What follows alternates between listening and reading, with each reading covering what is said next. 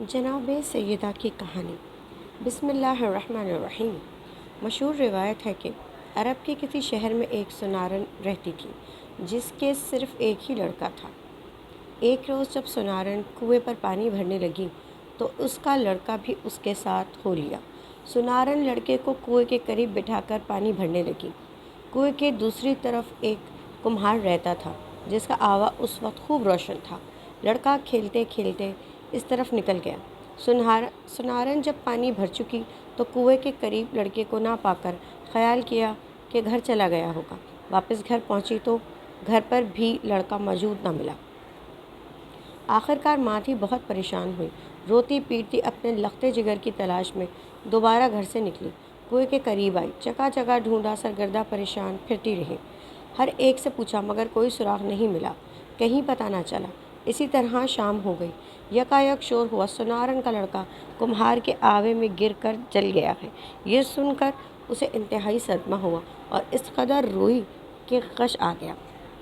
عالم غشی میں کیا دیکھتی ہے کہ ایک معزمہ نقاب پوش تشریف لائی ہیں اور فرماتی ہیں، غم نہ کھا، تیرا لڑکا بہت جلد تجھ سے ملے گا۔ تو نیت کر لے کہ اگر میرا لڑکا صحیح و سالم آوے میں سے زندہ کھیلتا کودتا نکل آوے تو میں جناب سیدہ سلام اللہ علیہا کی کہانی سنوں گی۔ سنارن نے فوراً عالم غشی میں نیت کر لی اور منت مان لی۔ جب آنکھ کھلی تو واقعاً سنارن نے دیکھا کہ لڑکا خدا کے فضل و کرم سے ہنستا کھیلتا زندہ سلامت چلا آ رہا ہے اور اجازت جناب سیدہ سے اس کے جسم پر آگ نے کوئی اثر نہ کیا، یہاں تک کہ لباس بدن بھی بالکل محفوظ رہا۔ اللہم صلی علی محمد و آل محمد۔ سنارن بچے کو لے کر خوشی خوشی بازار گئی، 2 پیسے کی شیرنی مول لی اور پڑوسیوں سے کہا، میری مراد پوری ہوئی ہے، میرے گھر چل کر جناب سیدہ سلام اللہ علیہا کی کہانی مجھے سنا دو، اگر کسی کو یاد ہو۔ 6-7 گھر پھری لیکن ہر ایک نے یہی کہا کہ ہمیں نہ کہانی یاد ہے اور نہ ہی اتنی فرصت ہے کہ فضول باتوں کی طرف توجہ دیں۔ سنارن سب سے مایوس ہو کر جنگل کی طرف چل دی۔ کچھ دور چل کر وہی نقاب پوش معزمہ نظر آئی اور فرمایا، اے خاتون مت رو، چادر بچھا اور بیٹھ جا، میں کہانی کہتی ہوں تو سن۔ پھر آپ نے فرمایا، شہر مدینہ میں ایک یہودی رہتا تھا، اس کی لڑکی کی شادی تھی۔ وہ یہودی جناب رسول خدا صلی اللہ علیہ وآلہ وسلم کی خدمت میں آیا اور کہنے لگا، میری لڑکی کی شادی ہے، آپ اجازت دیں تو میں شرف پاؤں کہ جناب سیدہ میرے گھر تشریف لے چلیں۔ آپ نے فرمایا، اس امر کے مالک علی ہیں۔ یہ سن کر وہ حضرت علی کی خدمت میں حاضر ہوا اور عرض کیا، آپ اجازت دیں تو جناب سیدہ میرے گھر تشریف لے چلیں۔ آپ نے فرمایا، اس امر کی مالک خود جناب سیدہ ہیں۔ اس کے بعد یہودی نے جناب سیدہ کے دروازے پر آواز دی، اے بنت رسول، میری لڑکی کی شادی ہے، اگر آپ تشریف لے چلیں تو میری عزت بڑھ جائے گی۔ آپ نے فرمایا، جناب امیر علیہ السلام سے اجازت لے لوں تو چلو۔ یہودی نے کہا، میں رسول خدا اور شیر خدا کی خدمت میں گیا تھا، سبھی نے آپ کو مختار کیا ہے۔ یہ سن کر جناب سیدہ فاطمۃ الزہرا متفرق ہوئیں۔ اتنے میں جناب رسول خدا خود تشریف لے آئے۔ جناب سیدہ فاطمۃ الزہرا نے فرمایا، بابا جان، یہودی کے یہاں سے آدمی آیا ہے، آپ کیا فرماتے ہیں، اس کے گھر جائیں یا نہ جائیں؟ آپ نے فرمایا، اے بیٹی، تم کو اختیار ہے۔ جناب سیدہ نے عرض کیا، بابا جان، آپ کی سخت توہین ہوگی کیونکہ ان کی عورتیں عمدہ اور نفیس لباس و زیور سے مزین ہوں گی اور میرے پاس وہی پھٹے پرانے کپڑے ہیں جن میں جا بجا خرمے کے پیوند لگے ہیں۔ رسول خدا نے فرمایا، اے بیٹی، اسی حالت میں جاؤ جو مرضی معبود۔ چنانچہ جناب سیدہ جانے کو تیار ہو گئی۔ اپنی ڈیوڑی تک نہ پہنچی تھی کہ حوران جنت آسمان سے نازل ہوئیں اور جناب سیدہ کو زیورات خلقت سے آراستہ کیا اور اپنا جلوس لے کر جناب سیدہ کو روانہ کیا۔ کچھ حوریں دائیں، کچھ بائیں اور کچھ آگے اور کچھ پیچھے روانہ ہوں۔ اسی شان سے جناب سیدہ کی سواری یہودی کے مکان پر پہنچی۔ جوں ہی آپ یہودی کے مکان پر پہنچی، تمام مکان آپ کے نور سے روشن ہو گیا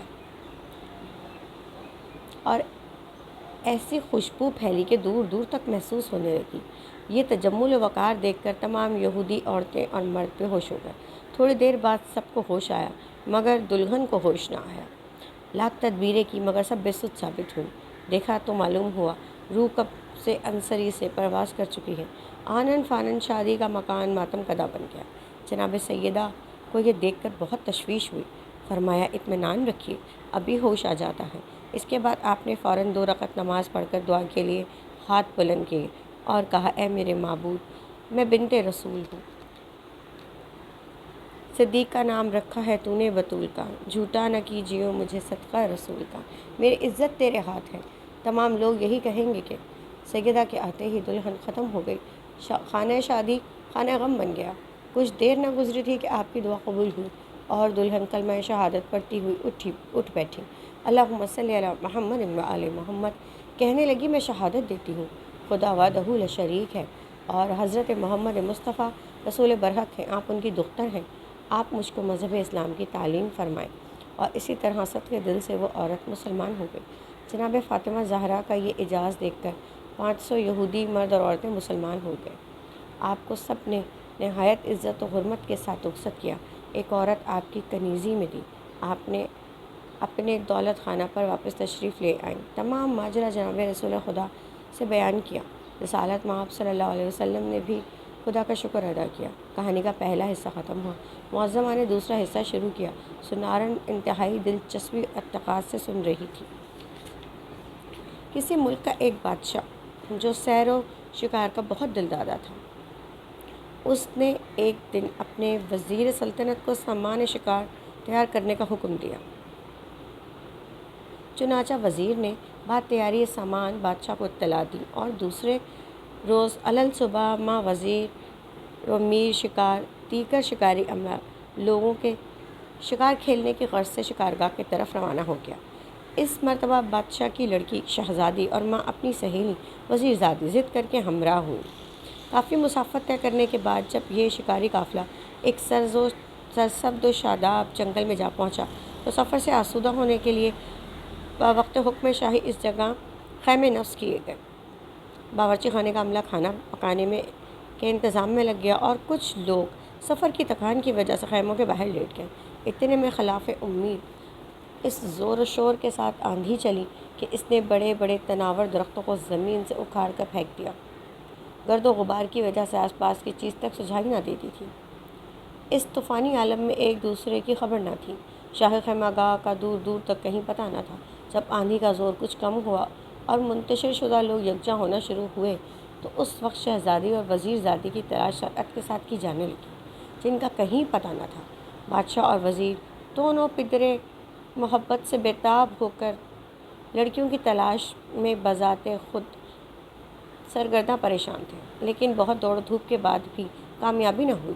بالآخر بادل ناخواستہ دارالسلطنت کی طرف واپس لوٹنا پڑا۔ محل سرا میں اس خبر سے کوہرام مچ گیا، جس میں رعایا بھی شامل تھی۔ اتفاق وقت کے بادشاہ اور اس کے شکاری عملے کے واپس جانے کے بعد ہی سرحدی ملک کا دوست بادشاہ اس مشترکہ جنگل میں شکار کھیلنے کے لیے آیا۔ شکار کے دوران اس بادشاہ پر پیاس غالب آئی، چنانچہ اس نے اپنے وزیر کو پانی لانے کا حکم دیا، مگر پانی کا ذخیرہ جو قافلے کے ہمراہ تھا ختم ہو چکا تھا۔ چنانچہ وزیر پانی کی جستجو میں چل کھڑا ہوا اور ایک پہاڑی کی چوٹی پر آبادی کا پتہ لگانے کے واسطے جا پہنچا۔ وہاں اس کو 2 حسین و جمیل لڑکیاں نظر آئیں۔ یہ لڑکیاں وہی گمشدہ شہزادی اور وزیر زادی تھیں اور اپنے والدین اور قافلے سے جدا ہو گئی تھیں۔ چنانچہ یہ لڑکیاں جب اپنے والدین سے جدا ہو کر پہاڑی پر پہنچیں تو بہت زیادہ پریشان ہوئیں۔ ظاہر ہے کہ اس وقت ان کی کیا حالت ہوگی۔ دونوں لڑکیاں اس عالم انگیز بظاہر دائمی جدائی سے اس قدر روئیں کہ بے ہوش ہو گئیں۔ عالم غشی میں دیکھا ایک بی بی نقاب پوش تشریف لائی ہیں، نہایت شفقت سے فرماتی ہیں، اے لڑکیوں، تم ہراساں مت ہو، نیت کر لو جب ہم اپنے والدین سے مل جائیں گے تو اس وقت ہم جناب سیدہ کی کہانی سنیں گے۔ لہٰذا ان دونوں لڑکیوں نے حسب ہدایت معظمہ منت مان لی۔ جب غش سے ہوش آیا تو اپنے اپنے واقعہ غشی کو ایک دوسرے سے بیان کر کے منت کی تصدیق کی اور پھر خدا کے رحم و کرم کے منتظر ہوئی۔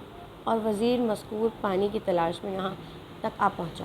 جب اس نے ان دونوں بے یار و مددگار لڑکیوں کو اس طرح پہاڑ کی چوٹی پر دیکھا تو بہت حیران ہوا۔ اس نے پوچھا، اے لڑکیوں، تم کہاں کی رہنے والی ہو؟ ذرا اپنے حسب و نسب سے آگاہ کرو۔ یہ بتاؤ کہ تم اس سنسان جگہ اتنی اونچی پہاڑی کی چوٹی پر کیسے پہنچی؟ وزیر کے دریافت کرنے پر دونوں لڑکیوں نے ابریدہ ہوتے ہوئے اپنا سارا واقعہ بیان کرنے کے بعد اپنے حسب و نسب اور مراتب سے بھی اس کو آگاہ کیا۔ وزیر ان لڑکیوں کے حالات سے آگاہ ہونے کے فوری بعد اپنے بادشاہ کے پاس گیا اور اس سے سارا واقعہ بتفصیل بیان کیا۔ بادشاہ اس واقعے کو سن کر بہت متاثر ہوا اور وزیر کو حکم دیا اگر وہ لڑکیاں اپنی خوشی سے آنا چاہتی ہیں تو ان کو جا کر فوراً لے آؤ۔ بادشاہ کے حکم کی تعمیل میں اس مرتبہ وزیر مذکورہ چند آدمیوں کے سواری کے ہمراہ ان لڑکیوں کے پاس پہنچا۔ ہمراہیوں کو پہاڑ کے دامن میں چھوڑ کر خود پہاڑ کی چوٹی پر پہنچا اور دریافت کیا کہ اے لڑکیوں، تم ہمارے ساتھ چلو گی؟ لڑکیاں راضی ہو گئیں۔ وزیر نے دونوں کو پہاڑ سے نیچے اتارا اور سواری پر سوار کر کے باعزت اپنے بادشاہ کے پاس لے گیا، جو ان سب کو لے کر اپنے دارالسلطنت میں آیا۔ مخزان شاہی کے ذریعے پہلے بادشاہ کو اطلاع مل گئی کہ اس کی گمشدہ دختر ماں وزیر زادی کے اس کے پڑوسی بادشاہ کے یہاں موجود ہے۔ اس نے اپنے وزیر اعظم کو ماتحائف اس بادشاہ کے پاس روانہ کیا اور خط کے ذریعے یہ خواہش ظاہر کی کہ ہماری لڑکیاں جو تم کو ملی ہیں ان کو ہمارے پاس بھیج دو۔ جب یہ خط اس بادشاہ کو ملا تو اس نے جواباً تحریر کیا، آپ کی بچیاں یہاں بخیریت ہیں اور ہمارے پاس آپ کی امانت ہے۔ البتہ میری خواہش ہے کہ آپ شہزادی کی شادی میرے لڑکے سے اور وزیر زادی کی شادی میرے وزیر کے لڑکے سے کر کے مجھے شکریہ کا موقع دیتے ہوئے اپنی محبت میں اضافہ کریں گے۔ چنانچہ بادشاہ نے بات کچھ غور و فکر کے بعد منظور کر دی۔ لہٰذا دونوں لڑکیاں باعزت و احترام اپنے والدین کے پاس واپس کر دی گئیں۔ اب حسب وعدہ تاریخ مقرر ہوئی، طرفین میں سامان شادی ہونے لگا۔ آخر کار وہ وقت بھی آ پہنچا جب دونوں لڑکیوں کی شادی مذہبی رسوم کے مطابق کر دی گئی۔ دلہنیں رخصت ہو کر سسرال چلیں۔ اتفاق وقت اور سامان جہیز تو بعد کر لیا گیا، مگر شادی کا لوٹا جو نہایت قیمتی تھا وہیں رہ گیا اور اس کا اس وقت کی رسم کے لحاظ سے ساتھ جانا نہایت ضروری تھا۔ راستے میں شام ہو گئی۔ باراتیوں نے رات ہو جانے کی وجہ سے ایک محفوظ مقام پر قیام کیا۔ اس وقت حسب ضرورت لوٹے کی تلاش ہوئی تو لوٹا نہ ملا، معلوم ہوا کہ وہیں چھوٹ گیا ہے۔ وزیر نے خاص سپاہی کو روانہ کیا کہ لوٹا لے آئے۔ جب شاہی سپاہی وہاں پہنچا تو کیا دیکھتا ہے، جہاں محل تھا وہاں میدان ہے، نہ تخت ہے، نہ تاج ہے، نہ بادشاہ، نہ فوج، صرف لوٹا میدان میں رکھا ہوا ہے جس کا کوئی نگران بھی نہیں ہے۔ سپاہی نے چاہا کہ لوٹا اٹھا لے لیکن ممکن نہ ہو سکا، اس لیے اس نے جیسے ہی لوٹے کی طرف ہاتھ بڑھایا مانند ایک سانپ، خطرناک کالا سانپ، لوٹے کے اندر سے پھن نکالا اور اسے کاٹنے کے لیے لپکا۔ سپاہی اچھل کر پیچھے ہٹا۔ اس نے بہت کوشش کی کہ لوٹا اٹھا لے مگر ممکن نہ ہوا۔ سانپ ہر مرتبہ سے درے راہ ہوتا تھا۔ مجبوراً اپنے ملک کی طرف واپس ہوا اور وزیر کے توسل سے سارا واقعہ بادشاہ کے گوش گزار کیا۔ بادشاہ کو یہ سن کر حیرت ہوئی اور کچھ دیر غور و فکر میں ڈوبا رہا اور پھر لڑکیوں کے پاس گیا اور بولا، معلوم ہوتا ہے تم دونوں جادوگرنیاں ہو یا بدروحیں ہو جو انسانی شکل میں اختیار کر کے نئے نئے شعبدے دکھا رہی ہو۔ اس وقت تو میں تم دونوں کو قید کرتا ہوں، البتہ صبح تم کو قتل کرا دوں گا۔ یہ کہہ کر بادشاہ غیظ و غضب میں بھرا ہوا اپنے خیمے میں واپس آیا۔ دونوں دلہنیں خیمے میں قید کر دی گئیں۔ جب دونوں لڑکیوں نے اپنے آپ کو اس حال میں پایا تو وفوئے رنج سے بےتاب ہوتے ہوئے ایک دوسرے سے گلے مل کر خوب روئیں اور کہنے لگیں کہ معلوم نہیں کیا ماجرا ہے، کل شادی ہوئی، دلہن بنائی گئی اور آج قید خانے میں قیدی بنے ہیں اور کل ہمارا چراغ حیات گل کر دیا جائے گا۔ خداوند متعال، معلوم نہیں ہم لڑکیوں سے کون سا ایسا گناہ سرزد ہوا ہے جس کی پاداش میں ہم کو یہ سزا مل رہی ہے۔ میرے معبود تو معاف کر دے۔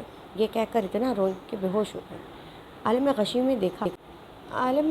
میں دیکھا وہی بی بی جو پہاڑ پر نظر آئیں اور با کمال شفقت فرمایا، لڑکیوں، تم نے پہاڑ پر منت مانی تھی، جب ہم اپنے والدین سے ملیں گے تو جناب سیدہ کی کہانی سنیں گے۔ تم دونوں اپنے والدین سے ملیں مگر کہانی نہ سنی، اسی وجہ سے عذاب تم پر نازل ہوا ہے۔ اب بھی غنیمت ہے، اسی زندان میں کہانی سنو، اللہ تعالیٰ جناب سیدہ کے طفیل میں تمہاری مشکل کو آسان کر دے گا۔ لڑکیوں نے کہا، اس قید خانے میں درہم کہاں ہے جو ہم کہانی کے لیے شیرنی منگائیں؟ اور پھر لائے گا کون؟ معظمہ نے فرمایا، گھبراؤ نہیں، تمہارے دوپٹے کے آنچل میں 2 درہم تم کو ملیں گے، اور خیمے کی پشت سے ایک آدمی جاتا ہوا نظر آئے گا، بازار قریب ہے، وہ شیرنی لا دے گا۔ یہ کہہ کر معظمہ غائب ہو گئی۔ لڑکیوں کو ہوش آیا، ایک نے دوسرے سے عالم غشی کا واقعہ بیان کیا، اور پھر شہزادی نے دیکھا کہ اس کے آنچل سے 2 درہم بھی برآمد ہوئے۔ دونوں بہت خوش ہوئیں۔ صبح پشت خیمہ سے ایک سن رسیدہ آدمی کو جاتے دیکھ کر ان کو بلایا اور پھر اپنا مدعا بیان کیا۔ چنانچہ انہوں نے 2 درہم کی شیرنی لا کر ان دونوں لڑکیوں کو دے دی۔ پھر دونوں لڑکیوں نے یکے بعد دیگرے ایک دوسرے سے کہانی اسی قید خانے میں سنی اور دعائیں مانگی۔ اتنے میں شاہی جلاد وہاں آ پہنچا، دونوں لڑکیوں کو قتل گاہ کی طرف لے جانے کے لیے آگے بڑھا۔ دونوں لڑکیوں نے ایک زبان ہو کر کہا، پہلے ہم کو بادشاہ کے پاس لے چلو، ہم ان سے کچھ باتیں کرنی ہیں۔ چنانچہ لڑکیاں بادشاہ کے سامنے پیش کی گئیں۔ انہوں نے بادشاہ سے مدبرانہ عرض کیا، اس مرتبہ آپ پھر اپنے کسی آدمی کو ہمارے یہاں بھیج کر وہاں کے حالات دریافت کر لیجیے، اگر اب بھی وہی حالات ہیں تو بے شک ہم کو قتل کرا دیجیے۔ بادشاہ نے لڑکیوں کی یہ بات منظور کر لی۔ اسی سپاہی کو جو نہایت سچا تھا لڑکیوں کے باپ کے یہاں بھیجا، جا کر دریافت حال کرے۔ چنانچہ اس نے وہاں جا کر دیکھا، محل شاہی، تخت و تاج سب بدستور موجود ہیں۔ وہ بے حد حیرت زدہ ہوا اور سارا واقعہ آ کر اس نے بادشاہ سے کہہ سنایا۔ بادشاہ یہ سن کر بہت حیران ہوا۔ اسی وقت لڑکیوں کے پاس گیا اور پوچھا، یہ کیا ماجرا ہے؟ میں بہت زیادہ حیرت میں پڑ گیا ہوں، چاہتا ہوں تم لوگ میرے اس استعجاب کو دور کرو۔ لہٰذا بادشاہ کا ایمان پا کر لڑکیوں نے اپنی تمام حقیقت پہاڑ پر پہنچنے، بے ہوش ہونے، جناب سیدہ کی کہانی سننے کی منت ماننے اور اپنے ماں باپ سے ملنے پر منت کو فراموش کر دینے اور اس کو پورا نہ کرنے کی داستان مفصل کہہ سنائی۔ پھر کہا، اب جب کہ ہم نے وہ کہانی سن لی ہے تو عطاب الہی ہم پر جو نازل ہوا تھا اب ختم ہو گیا ہے، ہم مطمئن ہو گئے ہیں۔ چنانچہ بادشاہ نے یقین کر لیا۔ اسی وقت لڑکیوں کو رہا کر کے ان کی عزت و احترام کو اسی طرح بحال کرتے ہوئے ہنسی خوشی اپنے وطن کی رکھ لی۔ یہ کہانی سنارن سے کہہ کر وہ معظمہ روپوش ہو گئیں۔ سنارن اپنے گھر واپس آئی۔ جس طرح سنارن کی مراد خداوندہ متعال نے بطفیل جناب سیدہ پوری کی، اسی طرح رب العالمین محمد و آل محمد کے صدقے سے جملہ سننے والے اور کی ہر دلی مراد کو پورا کرے۔ الہی آمین۔